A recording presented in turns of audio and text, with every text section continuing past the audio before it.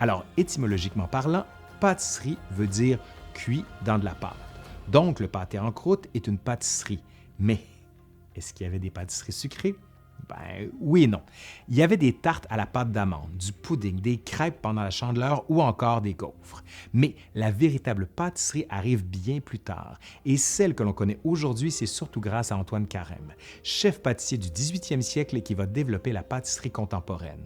Un génie, si vous voulez mon avis.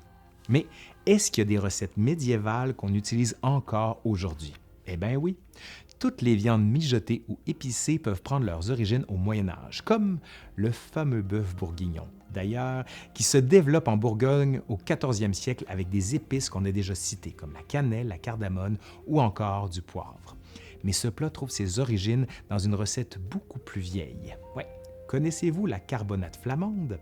Elle est concoctée avec du bœuf, de la bière, mais aussi avec du bon pain d'épices. Ou encore ces blancs de poireaux mijotés dans du lait, dont la recette s'appelle aujourd'hui une fondue de poireaux. On peut bien sûr citer aussi des recettes de beignets ou encore la tourte aux pommes. La cuisine médiévale est un vaste sujet.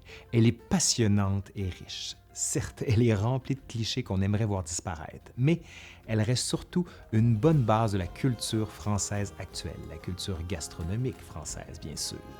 La fin du Moyen Âge rime avec l'arrivée de nouveaux produits alimentaires comme le piment, la pomme de terre, la tomate ou encore le maïs.